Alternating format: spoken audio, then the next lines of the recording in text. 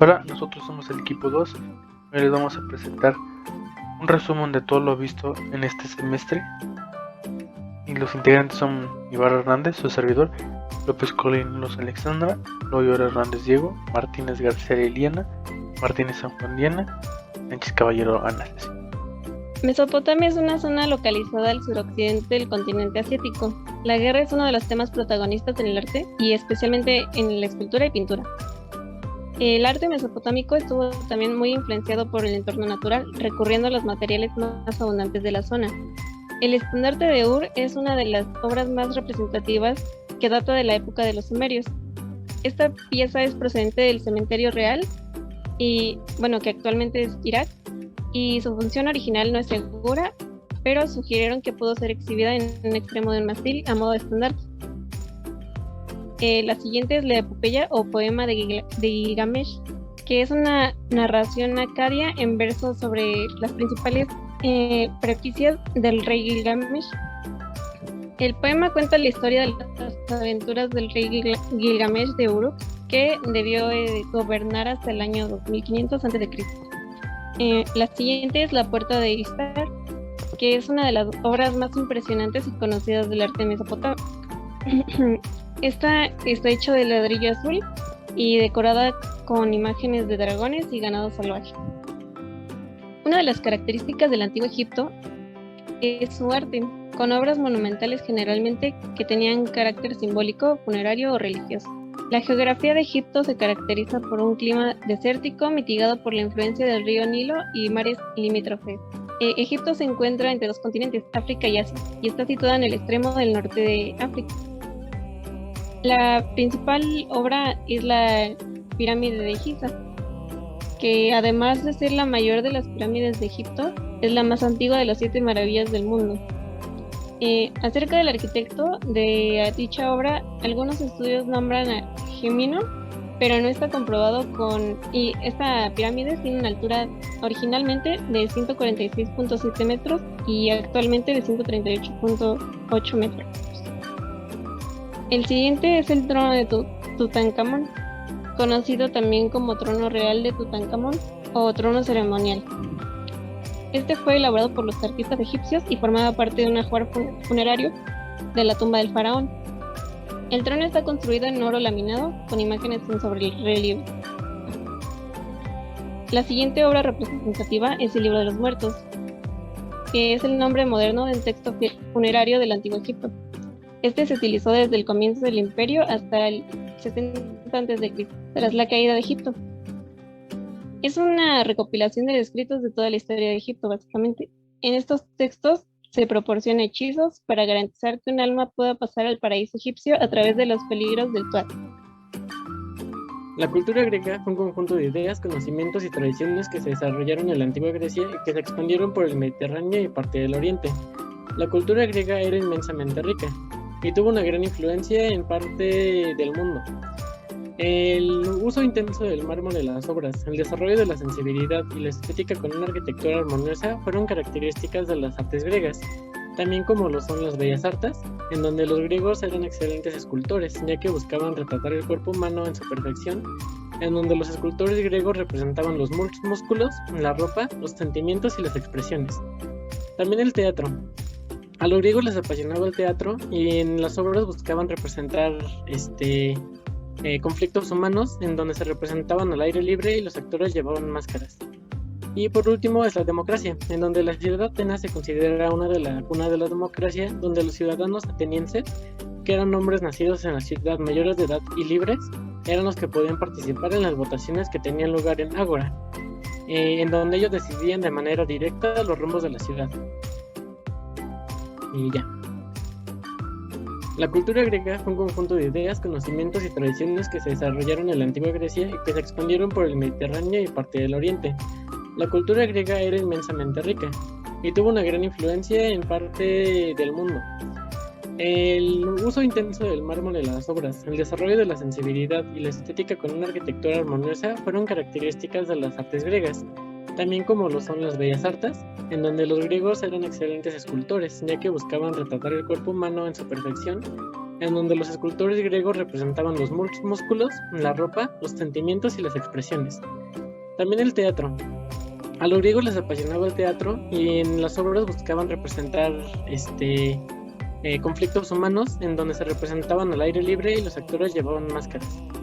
Y por último es la democracia, en donde la ciudad de Atenas se considera una de la democracia, donde los ciudadanos atenienses, que eran hombres nacidos en la ciudad, mayores de edad y libres, eran los que podían participar en las votaciones que tenían lugar en Ágora, en donde ellos decidían de manera directa los rumbos de la ciudad. Roma comenzó como otra aldea de las más conformadas por los pastores y campesinos que se repartieron las colinas y valles de la zona. En su apogeo, el Imperio Romano comprendía las penínsulas, islas y costas del mar Mediterráneo, en donde también las extensiones hasta el borde de Sahara y el río Tigris.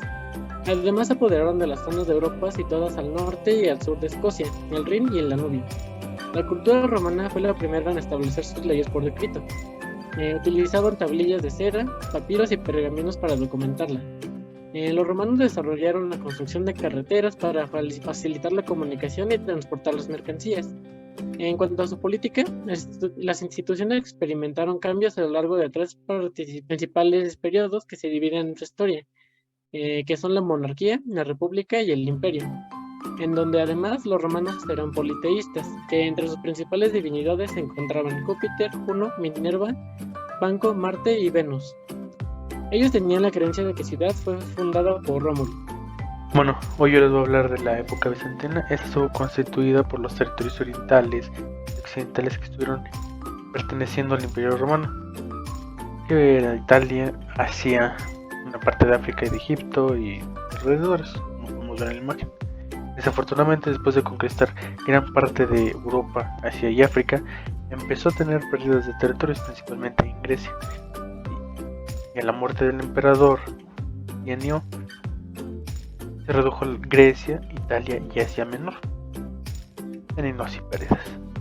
Tenían un fuerte que eran las relaciones diplomáticas, ya que estos mantenían a salvo ataques y obtenían intercambios comerciales.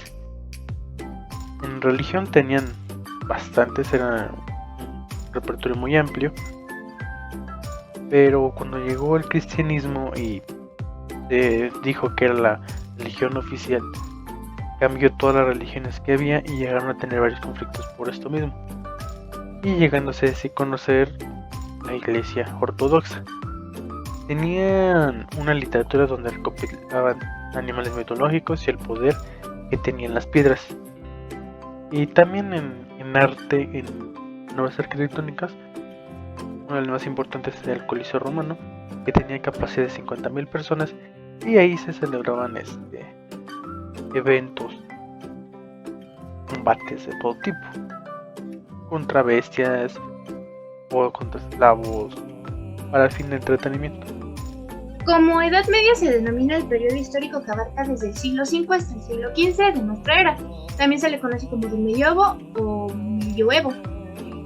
Como tal, la Edad Media se prolongó durante 1000 años y se subdivide a su vez en Edad Media Alta, que transcurre del siglo V al siglo X, y Baja Edad Media, que comprende aproximadamente los siglos del XI al XV. Algunas de las características más relevantes de la Edad Media son lo económico, la transición del modo de producción esclavista al feudal. En lo social, la sociedad se definiría según estamentos, dejando atrás el concepto de ciudadanía empleado hasta entonces en el Imperio Romano. En lo político, el poder anteriormente centralizado y concentrado por Roma pasaría a disgregarse en pequeños reinos y ciudades-estado. En el plano ideológico, el pensamiento teocéntrico, organizado fundamentalmente por el cristianismo, pasa a suplintarlo todo. La historia de Mesoamérica se divide en tres periodos: el preclásico, que se extendió hasta el 1500 a.C. hasta el 300 después de Cristo. El clásico se extendió desde el 300 después de Cristo hasta el 950 después de Cristo. Y el posclásico, que se extendió desde el 950 después de Cristo hasta el 1521 después de Cristo. En las civilizaciones mesoamericanas fueron los olmecas, que de estos conformaron la primera gran civilización de la región y perduraron hasta el periodo preclásico. Los mayas desarrollaron grandes conocimientos de matemáticas, astrología y escritura. Los zapotecas no se encontraron vestigios sobre el origen de esta civilización o su trayecto migratorio. Los aztecas o mexicas desarrollaron grandes palacios, templos y mercados. Lograron expandirse a través de guerras. El Renacimiento es el nombre dado en el siglo XIX al amplio movimiento cultural que se produjo en Europa Occidental. Durante los siglos XV y XVI fue un periodo de transición entre la Edad Media y la Edad Moderna. La ciudad de Florencia en Italia fue el lugar de nacimiento y posteriormente se fue desarrollando por toda Europa. El Renacimiento fue el fruto de la difusión de las ideas del humanismo que determinaron una nueva concepción del hombre y del mundo. En esa nueva etapa se planteó una nueva forma de ver el mundo y al ser humano, con nuevos enfoques en los campos de las artes, la política, la filosofía y las ciencias. El barroco es un estilo artístico europeo desarrollado en el siglo XVII y en la primera mitad del siglo XVIII. Fue un estilo artístico bastante despreciado por los historiadores modernos por considerarse anticlásico, igual que había ocurrido con el gótico. El barroco nació en Italia y se extendió por toda Europa. La palabra barroco quiere decir irregular. El contexto histórico del barroco es de una Europa dominada políticamente por las monarquías absolutistas con una sociedad intervenida por el Estado.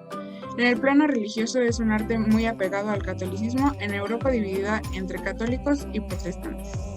A partir de movimientos en favor de una reforma protestante, en contraposición de las creencias católicas dominantes, el término baroque expresa lo artificial, confuso e impuro, caracterizado por la complejidad y el dinamismo de las formas, la riqueza de la ornamentación y el efectivismo. Abandona las reglas de la estética clásica y representa temas religiosos evocando a las emociones.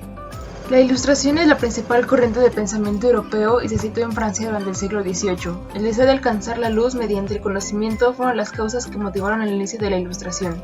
Esto dio paso a acontecimientos como la Revolución Francesa, que inspiró a otros países a salir de la oscuridad que ocasionaron aquellos que dominaban sobre estos.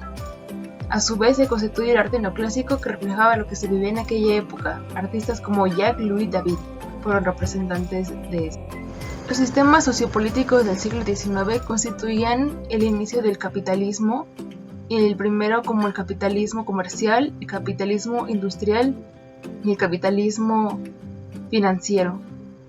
Pero el siglo XIX nada más constituyó con el comercial y el industrial, el cual buscaba durante una organización cubrir las necesidades básicas de la población, los cuales reflejaban el inicio de la revolución industrial.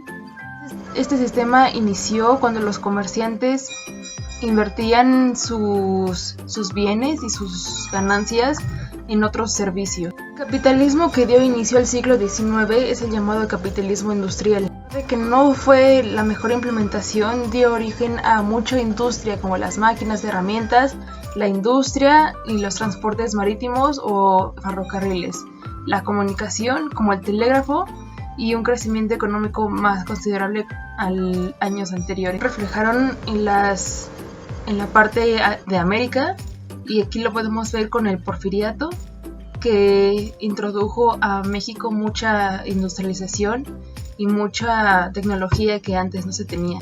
Se desarrollaron nuevas corrientes artísticas que, con excepción del romanticismo, buscaban rechazar la idealización y representar la realidad que se vivía. El romanticismo, que buscaba lo fantasioso, los sueños y lo sobrenatural. Durante el siglo XX, el sistema sociopolítico y el capitalismo financiero buscaba reconstruir las economías que ocasionaron fallas debido a la Primera y Segunda Guerra Mundial. También en un intercambio más globalizado de las economías y sus consecuencias sobre esto ante el resto del pueblo. Tras 30 años de porfiriato y una creciente industrialización que causaba diferencias considerables en los estratos sociopolíticos, el pueblo mexicano partió de diferentes necesidades y se enfrentó en una lucha armada el 20 de noviembre de 1910. A este acontecimiento se le conoce como la Revolución Mexicana. El neoliberalismo es una teoría político-económica que replantea dentro del esquema capitalista actual principios más radicales. Sostiene que la economía se debe regir por el libre comercio con menor intervención de las políticas del Estado. Durante el siglo XX, la sociedad estaba en una constante transformación, tensiones políticas, económicas y sociales derivadas de la revolución industrial.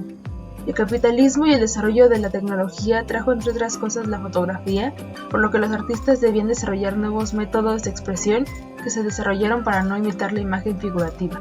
Como estos tenemos el cubismo, el futurismo, la abstracción, el dadaísmo, el constructivismo, el neoplasticismo, el surrealismo, el expresionismo, el pop art, el cinetismo, el arte conceptual y el performance.